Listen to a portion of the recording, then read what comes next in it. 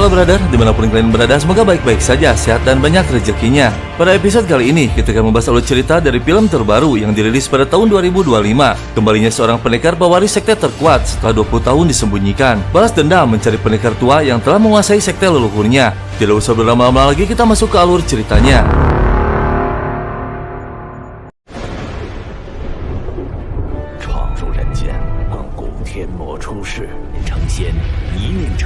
Kisah berawal di mana kekuatan Raja Iblis kuno bangkit kembali setelah ratusan tahun tersegel yang akan menerobos memasuki dunia manusia melalui sungai Wangchuan dan akan menguasai 3 alam. Terlihat ketua sekte Tiansu mendatangi sang master menunggu perintah. Master menjelaskan jika mengerahkan seluruh pendekar pun tak akan mampu menandinginya. Hanya ada satu cara, yaitu menunggu pedang Dewa Tianxi selesai ditempa.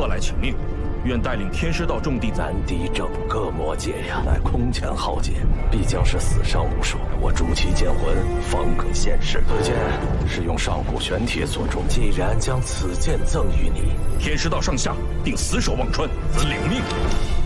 Ketua pun mengumpulkan seluruh pasukannya akan berusaha sekuat tenaga untuk mengulur waktu melawan kekuatan pasukan Raja Iblis. Ketua menyemangati pasukannya untuk bertahan hingga pedang Tianxi bangkit. Pertempuran besar pun tak terhindarkan lagi.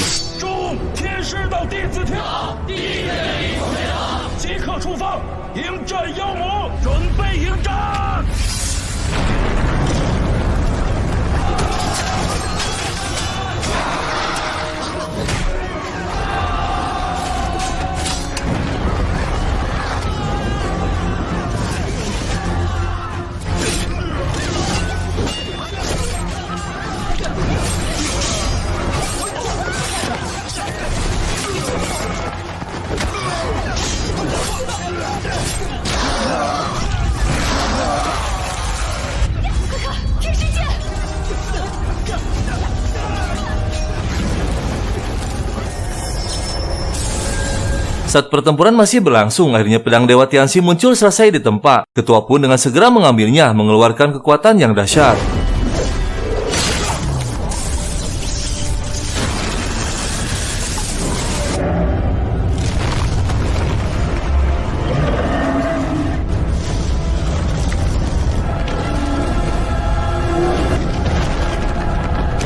Dan tiba-tiba Raja Iblis bangkit namun belum sepenuhnya. Ketua pun bergegas menyerang matanya yang merupakan kelemahannya.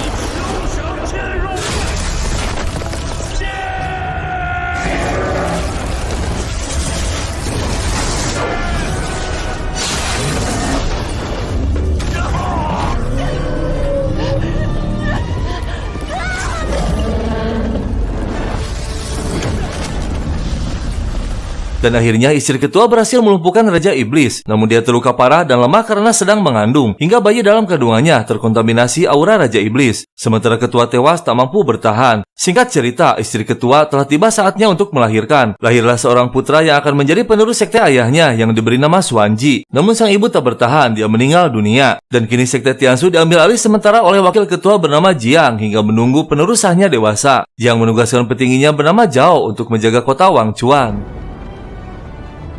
我江方木代任掌门，如今现任掌门年幼，直至王宣之成年，拜见掌门。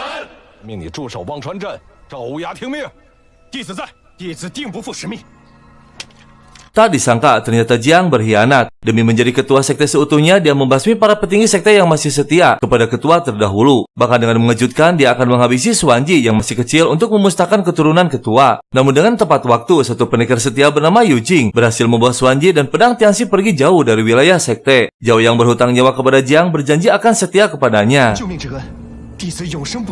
后来却还只是个替代品。意思是要除掉王玄之，是血脉。我这个掌门当的才是延顺呐。弟子誓死效忠掌门。 Singkat cerita, 20 tahun kemudian, setelah Yu Jing meninggal dunia, Xuanji yang kini telah dewasa dan menjadi seorang pendekar akan memulai perjalanannya.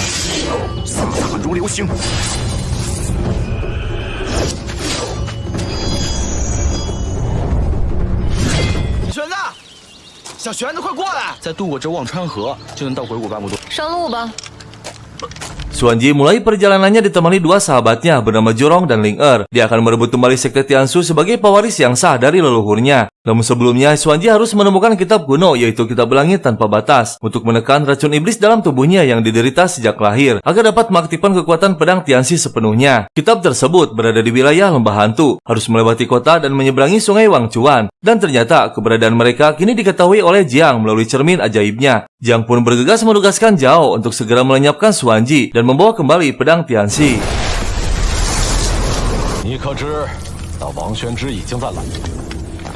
参见掌门，有我，他们过不了这王川。请掌门放心，弟子一定手刃王宣之。怕你一个人，不是他的对手。他有天师剑在手，通明之术可连通生死，逆转阴阳。这通明之术乃是本门的禁术，我定封你为副掌门。多谢掌门。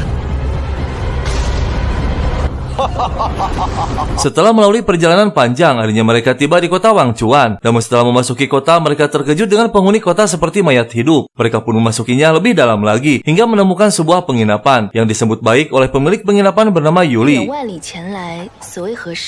这忘川镇乃边境之地，路过这忘川河，去往鬼谷百步道。这边请。客官还是早些休息吧。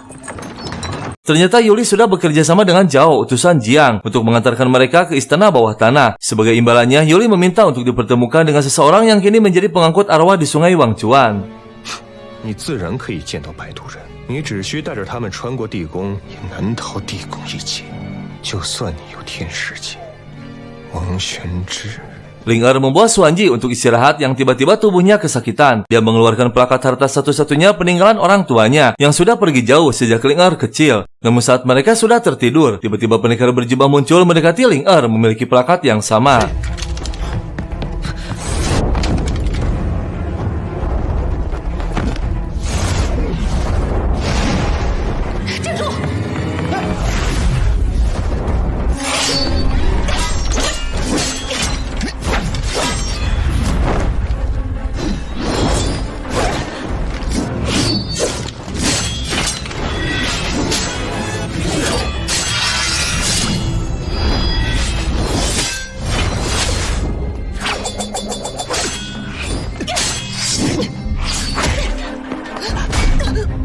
Ling Er tak mampu menandingi kesaktian pendekar berjubah. Tak lama, Xuanji dan Jorong tiba. Mereka semua terkejut saat Ling Er menanyakan tentang plakat sama yang dimilikinya, yang ternyata pendekar berjubah diduga ayahnya Ling Er yang telah lama menghilang. 和你娘一起，你知道我不会伤你。为什么会认识我娘？你到底是谁？忘川河，自然就知道了。知道了。是爹。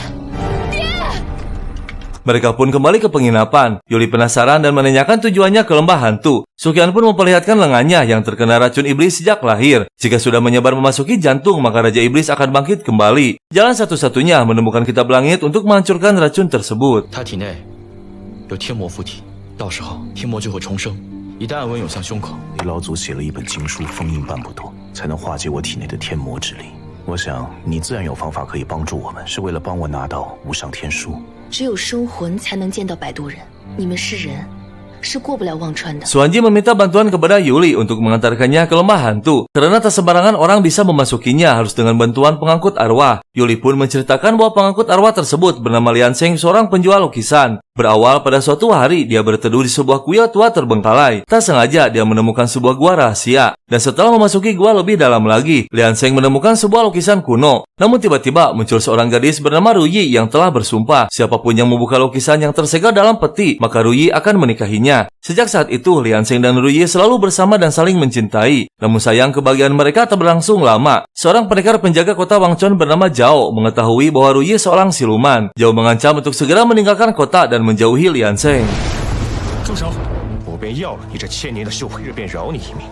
哪来的便回哪儿去。人间的秩序就是欺凌老弱。遵守秩序，人妖殊途互不干涉。倘若日后再相见，定不饶你。 Zhao menemui Lian Sheng mengancam akan menghabisi Ruyi jika tak segera pergi. Dan pada suatu malam, tak sengaja teman masa kecilnya muncul, yaitu Yuli. Lian pun memutuskan untuk menikahi Yuli demi keselamatan Ruyi, agar dia pergi dan melupakannya. Namun tak disangka, ternyata Ruyi muncul dengan amarah yang besar. 他还是来了。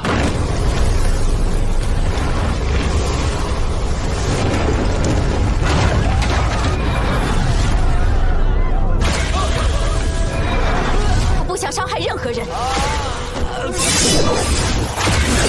行。阿离，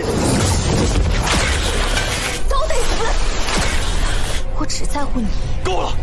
Zhao sebenarnya bukan tandingan Ruyi, dia berhasil melumpuhkannya saat lengah. Lian Sheng menyesali keputusannya karena pada akhirnya Zhao menyegelnya kembali ke dalam lukisan.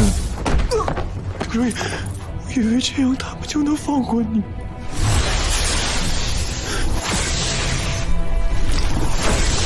说过要放他一条生路吗？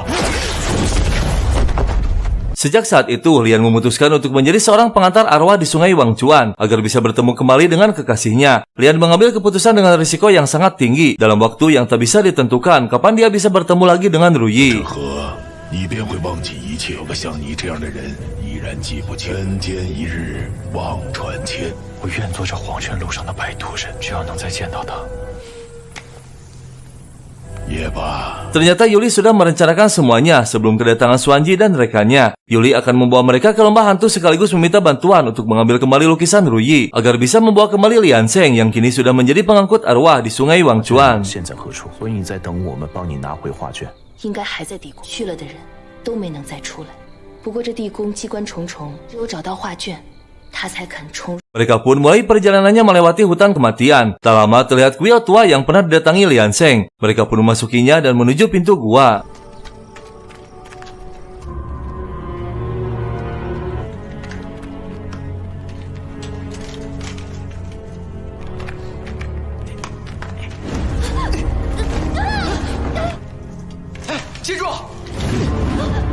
Akhirnya mereka berhasil melewati rintangan kecil memasuki gua. Terlihat banyak benda peninggalan sekte Yan dari kerajaan Tiangu. Sekte Yan telah melakukan banyak kejahatan dengan mengorbankan ribuan rakyatnya kepada Dewa Api untuk menjaga kedamaian negara. Pengorbanan tersebut sama seperti yang dialami Ruyi disegel dalam lukisan. Dan saat mereka masih berbincang, tiba-tiba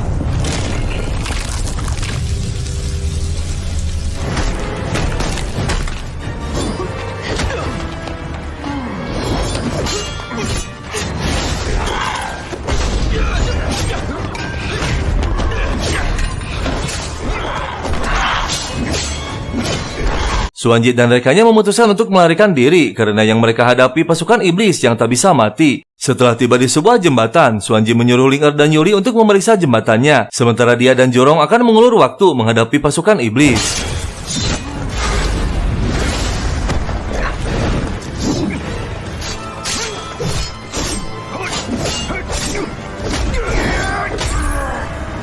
Dalam waktu yang bersamaan dan di tempat yang sama, ternyata Zhao sudah berada di sana dengan mengurung beberapa warga untuk diserap menambah kekuatannya.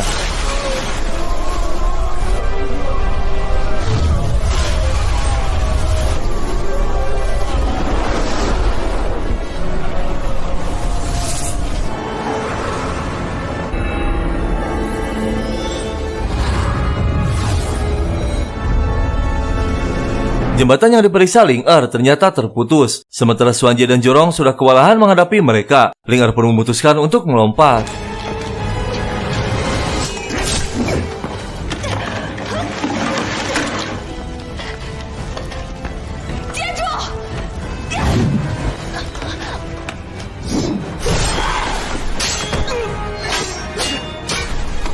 Demi menyelamatkan Xuanji, Yuli terpeleset memasuki jurang. Dia meminta maaf karena sebetulnya disuruh Zhao untuk memancing Xuanji memasuki tempat tersebut. Dengan imbalan akan membawa kembali Lian Xiang dari sungai Wangchuan. Namun dengan mengejutkan, Yuli tak mampu bertahan lagi dan pasukan iblis semakin brutal menyerang.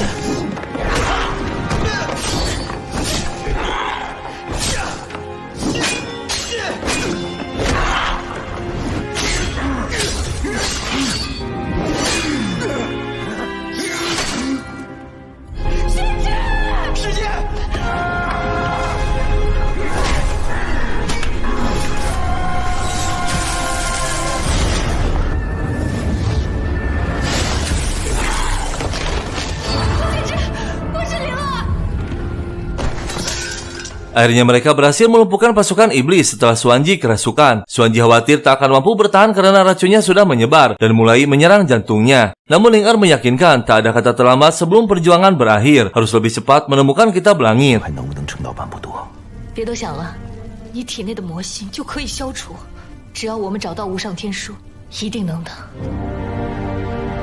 Saat mereka tertidur, Xuanji memutuskan untuk pergi sendiri mencari kitab langit dan lukisan Ruyi. Namun setelah tiba di tempat yang dituju, ternyata Zhao sudah berada di sana. Sesuai dengan tugas dari ketua, Zhao harus menghabisi Xuanji dan mengambil pedang Tianxi, yang ternyata dia terpaksa melakukannya karena ibunya ditahan oleh ketua. Tak ada jalan lain, Zhao harus menuruti perintah ketua hidup ataupun mati.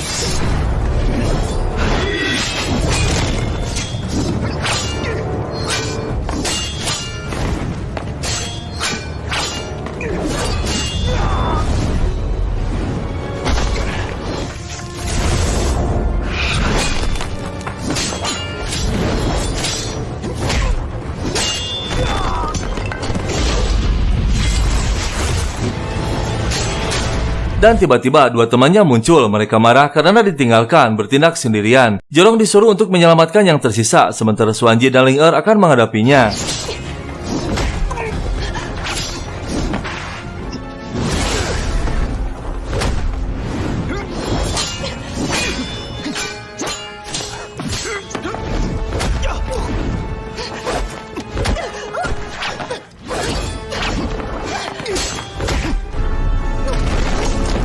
Akhirnya mereka berhasil melumpuhkan Zhao. Xuanji memberikan kesempatan untuk bertobat, namun Zhao malah menertawakannya. Dengan mengejutkan, Zhao mengorbankan dirinya untuk membangkitkan kembali Ruyi dari lukisan untuk menghabisi Xuanji dan dua temannya.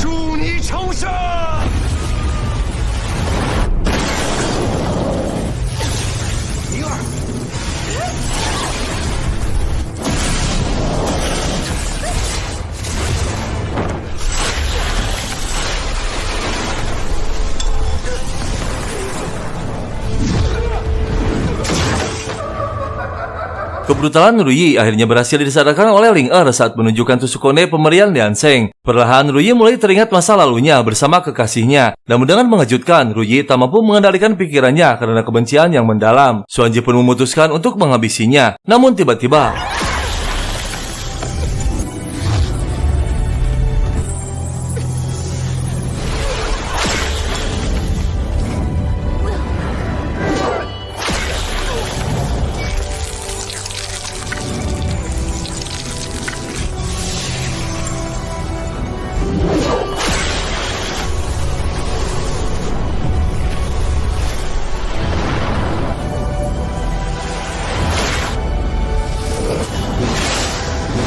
mereka semua tak sadarkan diri setelah terjatuh dari atas tebing. Namun tiba-tiba Ruyi muncul kembali dan semakin murka.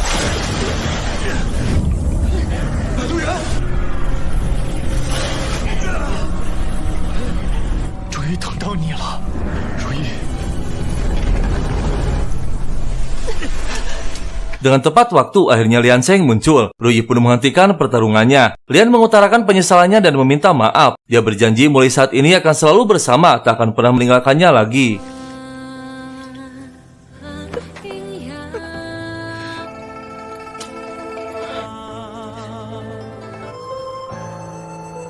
Pendekar Jiang tak menyangka ternyata Xuanji mampu mengalahkan Zhao dan berhasil meredakan amarah Ruyi. Rencananya kali ini gagal, ternyata Xuanji tak bisa diremehkan. Dia akan turun tangan sendiri untuk melenyapkan Xuanji dan mengambil pedang Tianxi.